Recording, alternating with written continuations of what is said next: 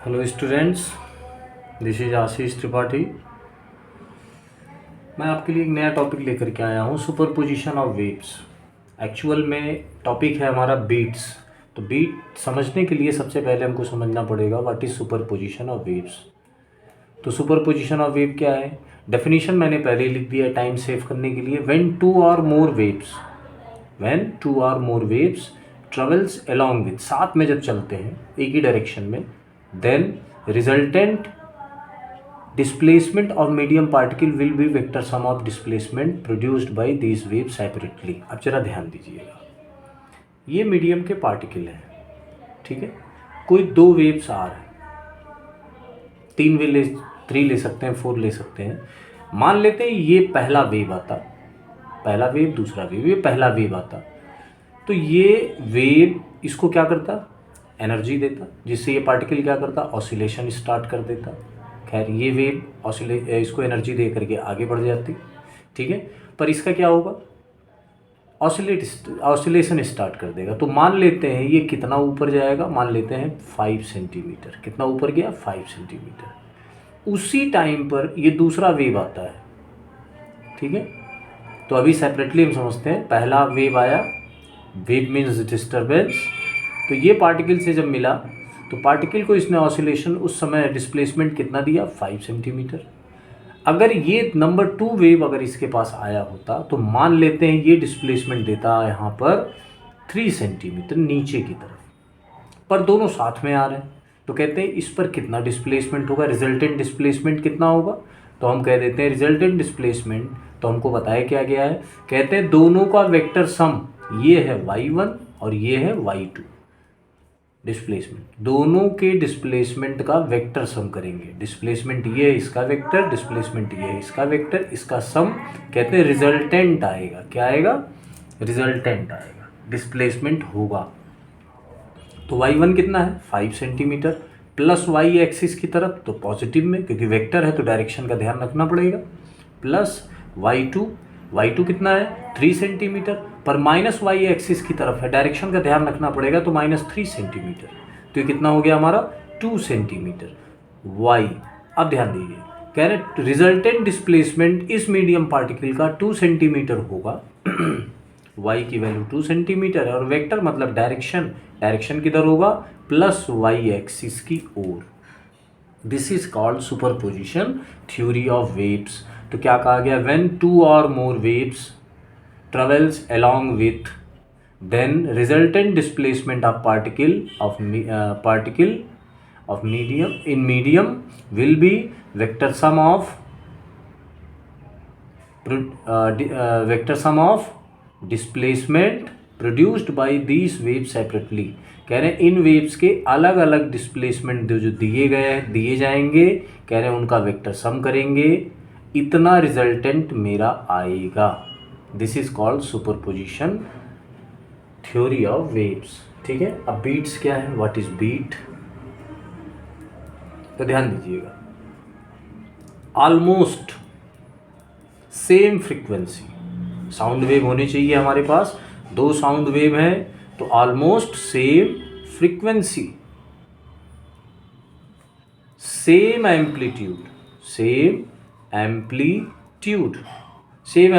2 waves का हो, और ऑलमोस्ट फ्रीक्वेंसी सेम हो, मतलब एग्जैक्टली सेम ना हो, ऑलमोस्ट, लगभग, ठीक है। तो कहते हैं इन दोनों साउंड्स को अगर हमने एक ही टाइम पर प्रोपोगेट करा दिया तो होगा क्या? इन दोनों के सुपरपोजिशन से, ये दोनों वेव साथ में चल रहे हैं तो मीडियम के पार्टिकल क्या होंगे? सुपरपोजिशन हो जाएगा इनका, जिससे हमारी तीसरी वेव जनरेट होगी। तीसरी वेव क्या होगी? जनरेट होगी। हो सकता है ऐसा हो जनरेट तीसरी wave, that is resultant sound wave, ये हमारे पास आ गया। तो कहते हैं वो रिजल्टेंट साउंड वेव कैसा होगा? कहते हैं आवाज़ पहले तेज आएगी, तेज मतलब राइज, बढ़ेगी, फिर आवाज़ साउंड क्या होगी? घटेगी, मीन्स फॉल होगी, फिर आवाज़ अचानक तेज हो जाएगी, कुछ टाइम बाद फिर आवाज़ फॉल हो जाएगी, मतलब उसकी आवाज़ घट जाएगी। इस प्रकार का प्रोसीजर स्टार्ट हो जाता है, साउंड हमको सुनाई देने लगती है। तो ये फिनोमिना जो है इसको कहते हैं हम, क्या कहते हैं? बीट कहते हैं। तो इसका डेफिनेशन कैसे लिखेंगे? When two sound wave almost same frequency, इसको पूरा आप लिख लीजिएगा, सेम एम्पलीट्यूड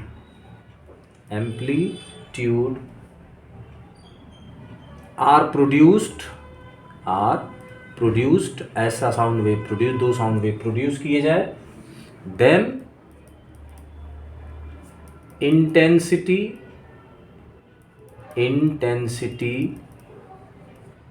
ऑफ रिजल्टेंट, ये जो तीसरी वेव बन गई इस जगह पर, intensity of resultant sound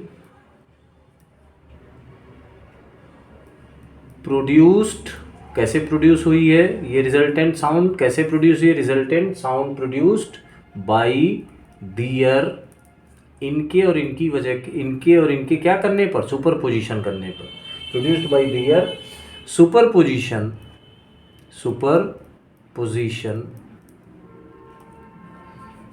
rise and fall,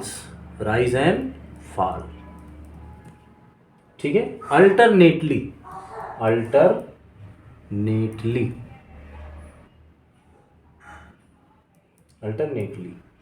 with time के साथ साथ साउंड में क्या होता है? राइज होता है और क्या होता है? फॉल होता है।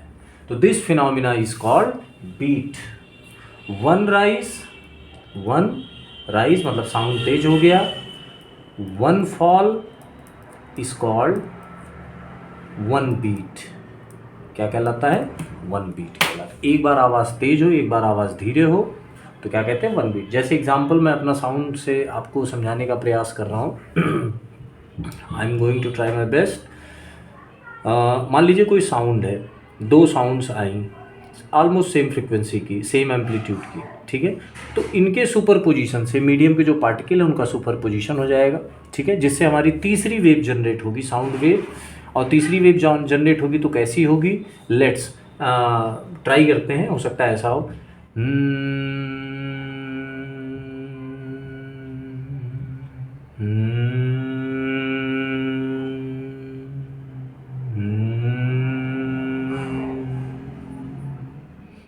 Like this one.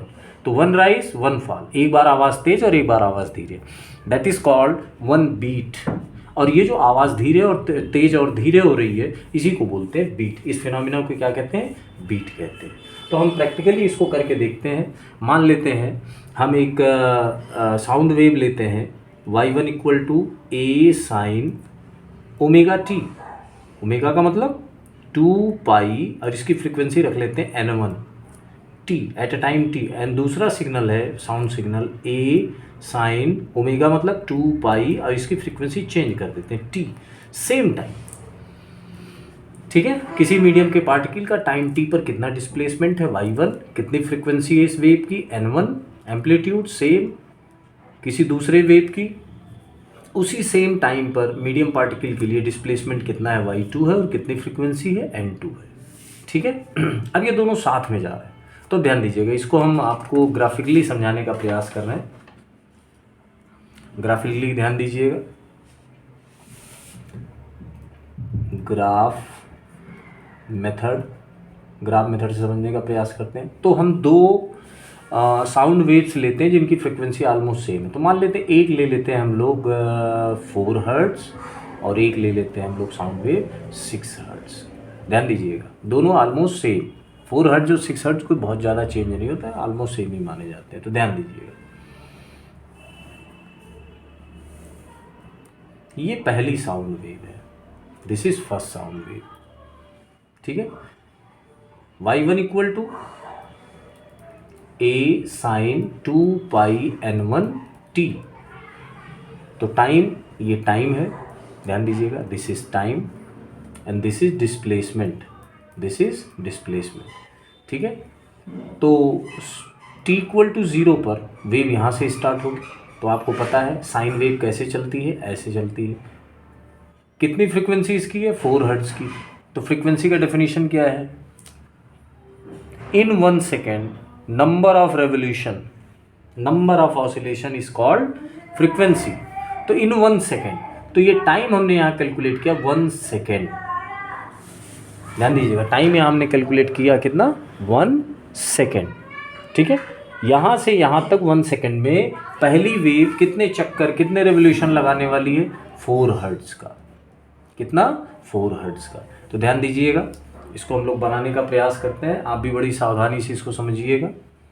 तो मान लेते हैं 1 यहाँ तक आया, तो नहीं, यहाँ तक 1 2 3 एंड 4। ठीक, यहाँ से 1, ठीक है, 2 3 एंड 4। तो in 1 second number of oscillation कितने, 4 है, 4 है। 1 oscillation, 2 oscillation, 3 oscillation and 4 oscillation. ठीक है, अब दूसरे का चल के बनाते हैं हम लोग। एम्पलीट्यूड हमने सेम ही रखा है, तो ये हो गया y2 equal to a sin 2 pi n2t। ये 1 सेकेंड में कितने चक्कर लगाने वाला है, हाउ मच रिवोल्यूशन या oscillation it will complete, 6 hertz. तो इसी में अब आपको एक ही सेकंड में, ध्यान दीजिएगा, टाइम एक ही सेकंड में 6 चक्कर आपको बनाने। ठीक है, तो इसको डिस्ट्रीब्यूट कर लीजिए प्रॉपर वे में। तो ये मान लेते हैं 1 चक्कर, 2 रेवोल्यूशन, 3 रेवोल्यूशन, 4 रेवोल्यूशन नहीं आएगा, थोड़ा सा कम, 1 2 3 4 5 एंड 6। चल रफली बनाते हैं। तो 1 चक्कर, second oscillation, third oscillation, fourth oscillation, fifth oscillation and 6th oscillation. अब ध्यान दीजिए, सुपरपोजिशन थ्योरी, यहाँ पर डिस्प्लेसमेंट कितना है, y1 इक्वल टू 0। इसका डिस्प्लेसमेंट, यहाँ का पार्टिकल कितना डिस्प्लेस हुआ, 0। यहाँ का पार्टिकल कितना डिस्प्लेस हुआ, 0। तो सुपरपोजिशन थ्योरी, यहाँ पर मीडियम का पार्टिकल, दोनों मीडियम के पार्टिकल रिजल्टेंट दोनों वेव अगर एक साथ आई हो तो कितना डिस्प्लेस करेंगे, y1 प्लस y2 मीन्स 0। तो यहाँ पर पार्टिकल यहीं से स्टार्ट होगा, रिजल्टेंट बना लें। ठीक है, अब ध्यान दीजिएगा, यहाँ अगर हम मैच कराएं तो मान लेते हैं इनका एम्पलीट्यूड 2 है, 2 सेंटीमीटर। कितना एम्पलीट्यूड है, 2 सेंटीमीटर। इनका भी एम्पलीट्यूड 2 सेंटीमीटर। तो ध्यान दीजिएगा, y equal to y1 plus y2, 2 centimetre plus वो भी है, 2 सेंटीमीटर प्लस वो भी है। ध्यान दीजिएगा, यहाँ का पार्टिकल यहाँ चला गया 2 सेंटीमीटर प्लस, यहाँ का पार्टिकल यहाँ चला गया 2 सेंटीमीटर प्लस, तो कितना हो गया, 4 सेंटीमीटर। मतलब यहाँ का पार्टिकल, ध्यान दीजिएगा, यहाँ का पार्टिकल 4 सेंटीमीटर पर चला जाएगा। तो मान लेते हैं ये 4 सेंटीमीटर है। कितना है, 4 सेंटीमीटर। ये हो गया 2 सेंटीमीटर, नीचे आएगा 4 सेंटीमीटर माइनस में, और यहाँ हो गया 2 सेंटीमीटर, और ये है 0 सेंटीमीटर। ठीक, तो यहाँ का पार्टिकल यहाँ चला जाएगा। अब जरा यहाँ देखिए ध्यान से, यहाँ देखिए, इसको मान लेते हैं 2 से थोड़ा कम, या 2 ही मान लीजिए चलिए, और यहाँ पर 0 डिस्प्लेसमेंट, यहाँ के पार्टिकल का 0 डिस्प्लेसमेंट, और यहाँ के पार्टिकल का सेम उसी जगह पर मीडियम के पार्टिकल 2 सेंटीमीटर। तो 2 प्लस 0 2 सेंटीमीटर। तो यहाँ के पार्टिकल का होगा हमारा लगभग 2 सेंटीमीटर। तो मान लेते हैं डिस्प्लेसमेंट ये हो गया। अब जरा यहाँ आइए, यहाँ पर देखिए, यहाँ पर -2 है, -2, और यहाँ पर 0 है, तो 0 और -2, तो कितना हो गया, -2 सेंटीमीटर। तो यहाँ के पार्टिकल के लिए, ध्यान दीजिएगा, यहाँ के पार्टिकल के लिए आएगा यहाँ पर -2। अब जरा यहाँ आते हैं, ध्यान दीजिएगा, ये -2 है और ये कितना है, +2। तो यहाँ का पार्टिकल +2 ये वेव ले जाना चाहेगा, और यहाँ का पार्टिकल को ये वेव यहाँ ले जाना चाहेगा -2 नीचे की तरफ। तो कितना रिजल्टेंट डिस्प्लेसमेंट हुआ, तो ये दोनों वेव मिल करके इस पोजीशन पर सुपर इम्पोज करके एक दूसरे को यहाँ पर कोई भी डिस्प्लेसमेंट पार्टिकल का नहीं देंगे। समझ में आ गई बात। इसको हम मैच करते हुए भी चलते हैं।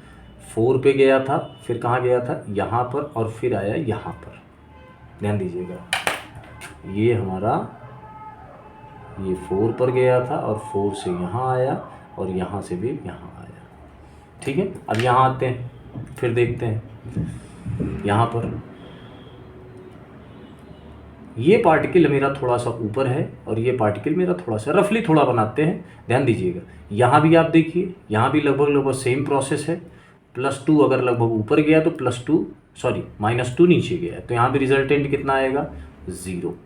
ठीक है, तो खैर चलिए आगे बढ़ते हैं। यहाँ पर देखिए +2 और 0, तो +2 और 0 की वजह से +2 जाएगा, तो +2 यहाँ बनाएंगे यहाँ। ठीक है, यहाँ भी देखिए -2 -2 तो कितना आएगा, -4। यहाँ सॉरी कहाँ गया, हाँ -2 -2 -4 यहाँ आएगा। ठीक है, इसके बाद यहाँ आते हैं, 0 है, यहाँ देखते हैं +2 +2 +4 तो यहाँ आएगा हमारा लगभग यहाँ पर। तो ज़रा इसको मैच कराते हैं, ध्यान दीजिएगा, इसको मैच कराते हैं, सॉरी।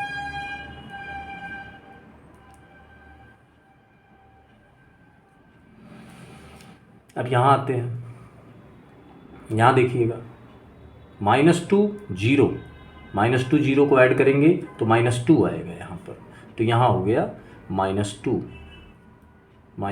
यहाँ पर। मिलाते चलिए क्योंकि डॉट बहुत ज़्यादा लग जा रहा है, कन्फ्यूज़न हो जा रहा है कौन सी डॉट कहाँ पर है। अब आते हैं यहाँ पर -2 और 0, तो यहाँ पर भी -2, चलिए खैर यहाँ पर भी -2, तो ये इस तरीके से होता हुआ ये यहाँ पर जाएगा। रफली फिगर बन रहा है आपका, क्योंकि नाप काउंट मेज़र किया हुआ नहीं है प्रॉपर वे में स्केल से, तो इसलिए थोड़ा बहुत दाया बाया आएगा, लेकिन अंडरस्टैंडिंग बनेगी। ठीक है, अब ज़रा यहाँ देखिए, यहाँ पर +2 -2, तो यहाँ पर क्या होगा, यहाँ पर 0 हो जाएगा, तो इसका मतलब यहाँ वेव 0 हो जाएगी, यहाँ वेव क्या हो जाएगी, 0 हो जाएगी। अब यहाँ देखिए -2 +2, ठीक है, तो यहाँ भी लगभग 0 रहेगी। थोड़ा सा हम शो कर देते हैं एम्पलीट्यूड, यहाँ पर 0 हो गई। यहाँ देखिए यहाँ पर -2 -2 तो यहाँ हो जाएगा -4। तो कहने का मतलब ये है कि 1 सेकेंड का हाफ कितना हुआ, तो ये 4 रिवोल्यूशन है, 4 ऑसिलेशन है, तो 1 ऑसिलेशन 2 ऑसिलेशन, तो ये हो गया 1/2 सेकेंड। कितना हो गया, 1/2 सेकेंड। ये 1/2 सेकेंड का भी हाफ कितना हो जाएगा, तो ये हो जाएगा 1/4 सेकेंड, 1/4 सेकेंड। ध्यान दीजिएगा, ये हो गया हमारा 3/4 सेकेंड, 3/4 सेकेंड। ठीक है, अब जरा ध्यान दीजिए, ये हो गया 0 सेकेंड, 0 सेकेंड। ठीक है, अब जरा ध्यान दीजिए, यहाँ पर हमको मैक्सिमम सुनाई देगा, यहाँ पर हमको इंटेंसिटी क्या होगी, मैक्सिमम होगी। ठीक है, यहाँ पर इंटेंसिटी क्या होगी, यहाँ पर इंटेंसिटी हमको इसको राइज कह देते हैं, यहाँ राइज सुनाई देगा। यहाँ क्या सुनाई देगा, इसको रेड पेन से मैं लिख दूँ, राइज। यहाँ क्या सुनाई देगा, फॉल। ठीक है, यहाँ देखिए इंटेंसिटी बढ़ गई, राइज। यहाँ क्या सुनाई देगा, फॉल, और यहाँ क्या सुनाई देगा, राइज। अब जरा ध्यान दीजिएगा,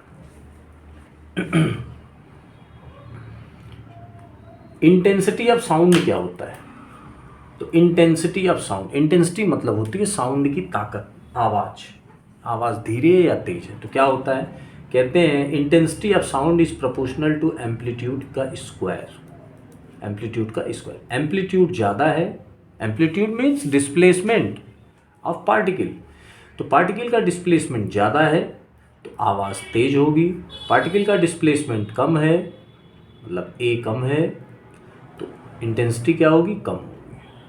ठीक है, अब जरा ध्यान दीजिए, यहाँ का पार्टिकल बहुत ज़्यादा एम्पलीट्यूड बना रहा है, तो इसलिए यहाँ आवाज़ क्या होगी, तेज होगी, राइज। यहाँ एम्पलीट्यूड क्या हो गया, कम हो गया, इसलिए यहाँ पर क्या हो जाएगा, फॉल हो जाएगी, साउंड धीरे सुनाई देगी। यहाँ एम्पलीट्यूड फिर से क्या हो गया, ज़्यादा हो गया, तो यहाँ फिर से राइज हो जाएगा।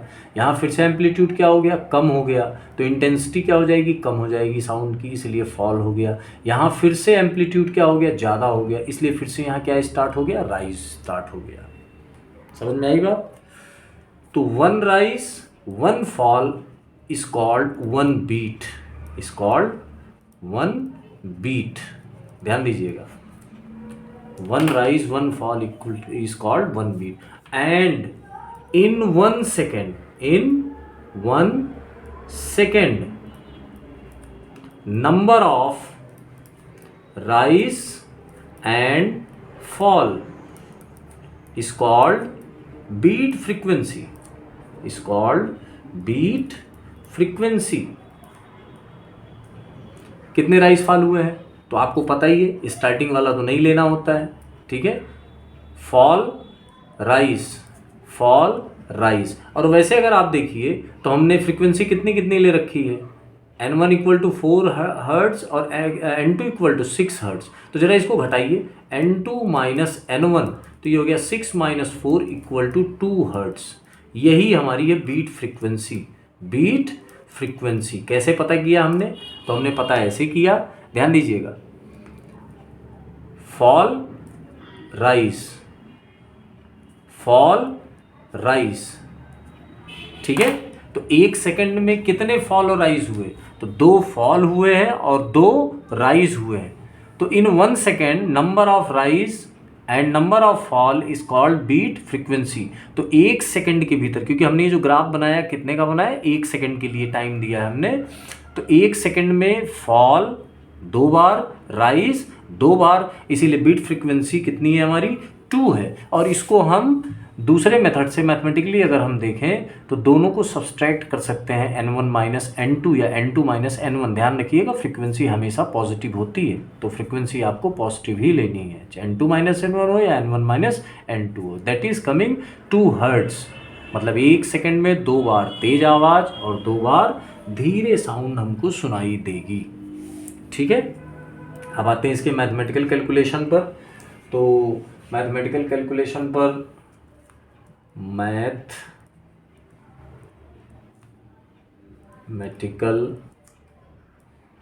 मेथड, ध्यान दीजिएगा, मैथमेटिकल मेथड हम लोग लेकर के चलेंगे। तो मैथमेटिकल मेथड क्या है, पहली फ्रीक्वेंसी हम लोगों ने, पहली वेव की क्या बोलते हैं, वैल्यू कितनी ली थी, y1 equal to a sin 2 pi n1 t, और दूसरी ली थी y2 equal to a sin 2 pi n2 t। किसी टाइम t पर, एट गिवन टाइम t, इसका डिस्प्लेसमेंट मीडियम पार्टिकल का y1 और दूसरे मीडियम पार्टिकल का y2 है। सो वो पार्टिकल रिजल्टेंट कितना डिस्प्लेसमेंट लेगी, that is y1 plus y2। तो a हमको पता है दोनों कॉमन हो जाएगा, superposition theory, by superposition theory, ये y equal to y1 plus y2 उसी के एंड से लिख सकते हैं। तो जब ऐसा लिखेंगे तो a कॉमन हो जाएगा, अंदर आएगा sign 2 pi n1 t plus sign 2 pi n2 t। इसको मान लेते हैं c और इसको मान लेते हैं d। तो अंदर फार्मूला है sine c plus sine d equal to होता है 2 sine c plus d by 2 cos c minus d by 2। Formula put कर देते हैं, y इक्वल टू a, अंदर आ जाएगा 2 साइन, इसको ऐड करेंगे तो ये हो जाएगा 2 पाई n1t plus 2 pi n2t c plus d by 2 cos 2 pi n1t minus 2 pi n2t upon 2। तो आप देखिए y इक्वल टू a, तो 2 बाहर निकाल लीजिए, 2a साइन, यहाँ से 2 पाई t अगर कॉमन ले लेंगे हम लोग तो ये बचेगा n1 plus n2 divided by 2, तो 2 से 2 कैंसिल, कॉस यहाँ भी 2 पाई t कॉमन ले लेंगे तो ये आ जाएगा n1 माइनस n2 अपॉन 2, 2 से 2 क्या हो गया, कैंसिल हो गया। तो ये आ गया y equal to 2a sine pi t n1 plus n2 cos pi t n1 minus n2। अब ध्यान दीजिएगा, रिजल्टेंट वेव आपको जो मिली है साउंड वेव, वो कौन है, ये है या ये है। तो आप ध्यान दीजिएगा, इसको मैंने जो ग्राफ बनाया था वो मैं ग्राफ आपको शो करने जा रहा हूँ फिर से। ग्राफ मेरा ये है। अब आप जरा बताइए, t इक्वल टू 0 पर, एट t इक्वल टू 0, ये रिजल्टेंट है, ये दोनों आए साथ में, मिक्सअप हो गए और दोनों खत्म हो गए, बना कौन, तीसरा रिजल्टेंट ये बना, ठीक है।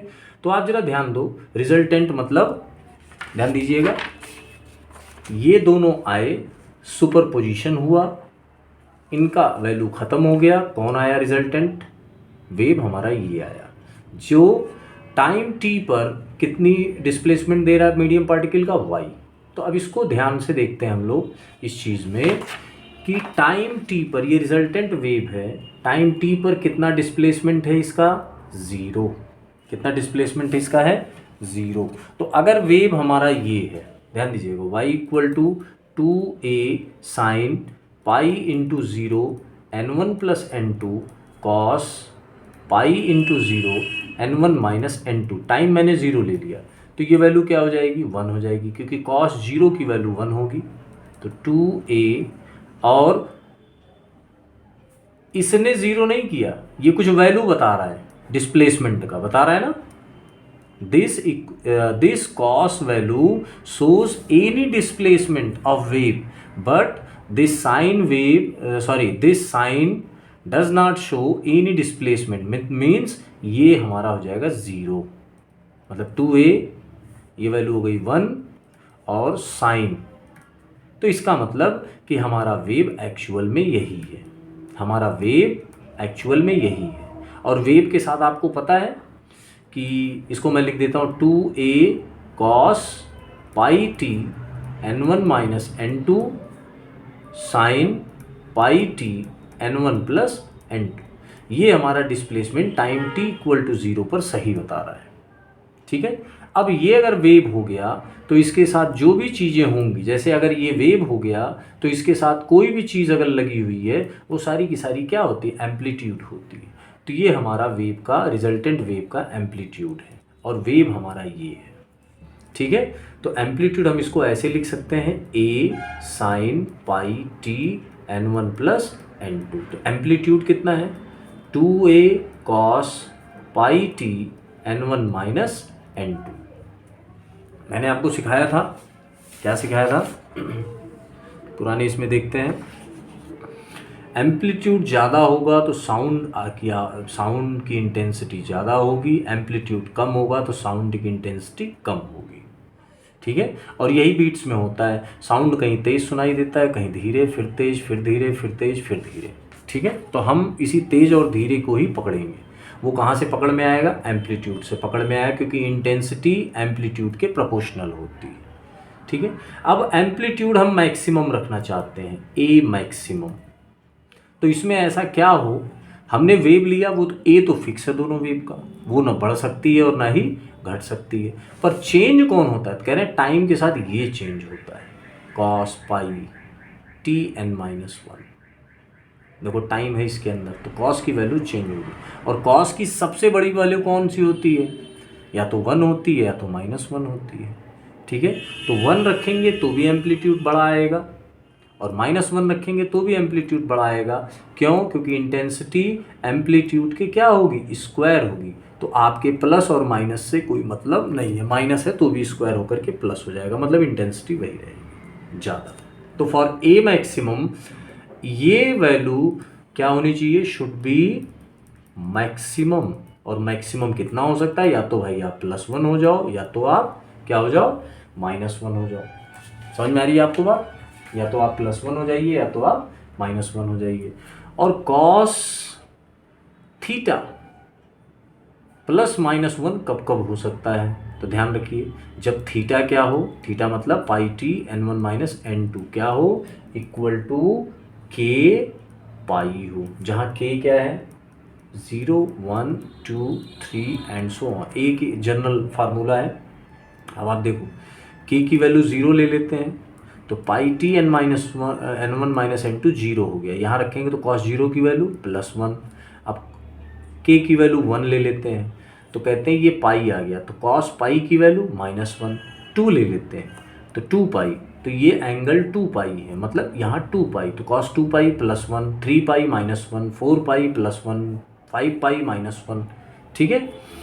तो यहाँ से पाई क्या हो गया, कैंसिल हो गया, तो t equal to k upon n1 minus n2। कह रहे हैं इतने टाइम पर a मैक्सिमम होगा, तो इससे इंटेंसिटी क्या होगी, ज़्यादा तेज सुनाई देगी। तो चलिए वैल्यू रखते हैं, जरा देखते हैं, चेक करते हैं। टाइम इक्वल टू k की वैल्यू 0, तो 0 अपॉन समथिंग 0, k की value 1 upon n1 minus n2 कामा k की वैल्यू 2 n1 माइनस n2, के की वैल्यू 3 तो 3 अपॉन n1 माइनस n2, के की वैल्यू 4, ठीक है, वो हो गया डैश डैश। अब ध्यान दीजिए हमने क्या लिया था, n1 equal to 4 hertz, n2 equal to 6 hertz, तो दोनों का डिफरेंस t इक्वल टू 0, ये तो जनरल फार्मूला हो गया हमारा। 1 upon n1 minus n2 2, n1 minus n2 तो 2 अपॉन 2 1, n1 माइनस n2 तो ये हो गया हमारा 3/2। खैर चलिए आगे चलते हैं, ये ध्यान रखिएगा इसको। अब आते हैं, अच्छा चलिए इसको चेक भी कर लेते हैं। टाइम 0 था तो आवाज़ तेज आनी चाहिए थी, जब टाइम 0 था तो आवाज़ क्या आई हमारी, तेज आई, साउंड हमको राइज हुआ, सुनाई दिया तेज, ठीक है। और जब टाइम 1/2 हुआ, हाफ हुआ, तो हाफ पर देखिए ये मैंने लिखा हुआ है हाफ सेकेंड, तो हाफ सेकेंड पर फिर आवाज़ क्या हो गई, राइज हो गई, फिर क्या हो गई, राइज हो गई। फिर 1 सेकेंड पर आवाज़ तेज सुनाई देगी, 1 सेकेंड पर आवाज़ क्या हो रही है, फिर से राइज हो गई, तेज सुनाई दी। तो 0 सेकेंड पर, 1/2 सेकेंड पर और 1 सेकेंड पर, 0 सेकेंड, 1/2 सेकेंड और 1 सेकेंड पर आवाज़ हमको क्या होगी, तेज सुनाई देगी। अब आते हैं ए मिनिमम पर, ए मिनिमम पर तो ध्यान दीजिएगा, ए मिनिमम के लिए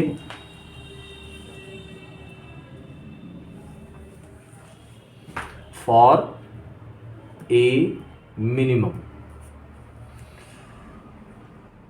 ए equal to 2a cos pi t n1 minus n2, ये एम्पलीट्यूड का फार्मूला आया था। ये तो एम्पलीट्यूड तो जो वेव है उसका तो फिक्स हो गया है, तो इसमें क्या किया जाए ऐसा कि ए मिनिमम हो जाए, ए मिनिमम का मतलब 0 ख़त्म हो जाए।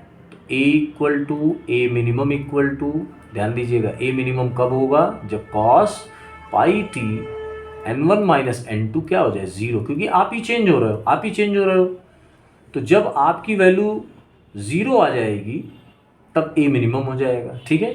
Cos pi t n1 minus n2 कब 0 होगा, कब कब 0 होगा, तो ध्यान रखिएगा cos pi t n1 minus n2 तब तब 0 होगा जब थीटा, ये थीटा है कॉस थीटा, जब थीटा क्या हो, थीटा की वैल्यू हो k π/2, वेयर k क्या है, 1 है, 2 है, 3 है and 1 3 5 and so on, odd number है, ठीक है। अब जरा ध्यान दो k की वैल्यू 1 है तो π/2 कॉस π/2 कितना हो गया 0, k की वैल्यू 3 है तो 3π/2 तो कॉस 3π/2, 3π/2 को क्या लिख सकते हैं, तो कॉस 3π/2 लिखा मैंने, तो कॉस पाई प्लस तो कितना हो जाएगा ये भाई, माइनस कॉस π/2, फिर आ जाएगा 0, फिर कॉस 5/2, के की वैल्यू 5 तो 5/2 तो वो भी 0 आएगा। तो कहते हैं इन कंडीशंस पर 1 3 5, जब के की वैल्यू 1 3 5 7 9, ठीक है, तो इस पर थीटा की वैल्यू 0 आएगी, ठीक है। तो ध्यान दीजिए, तो इसका मतलब है इस पर ये थीटा अगर इतना रख दिया जाए तो कॉस थीटा हमेशा 0 मिलेगा, और कॉस थीटा हमेशा 0 मिलेगा तो ए क्या मिलेगा, 0 मिलेगा, जिससे ए क्या हो जाएगा, मिनिमम हो जाएगा। तो खैर ध्यान दीजिए इसको, थीटा अगर इतना हो तो पाई से पाई क्या हो गया, कैंसिल हो गया, तो t n1 minus n2 equal to k upon 2, तो t equal to k upon 2 n1 minus n2, ये हमारा फार्मूला आ गया। इतने टाइम पर ए मिनिमम है, और ए जब भी मिनिमम होगा तो इंटेंसिटी क्या होगी, ए मिनिमम का मतलब 0 आ रहा है तो आई कितना आएगा, 0 आएगा। इंटेंसिटी कुछ नहीं है, मतलब फॉल होगा, आवाज़ धीरे सुनाई देगी रिजल्टेंट वेव की, साउंड वेव की। तो चलो के की वैल्यू से देख लेते हैं, टी इक्वल टू के की वैल्यू जब 1 है तो 1/2 n1 माइनस n2, जब k की वैल्यू 3 है तो 3/2 n1 माइनस n2, और जब k की वैल्यू 5 है तो 5/2 n1 minus n2 and so on.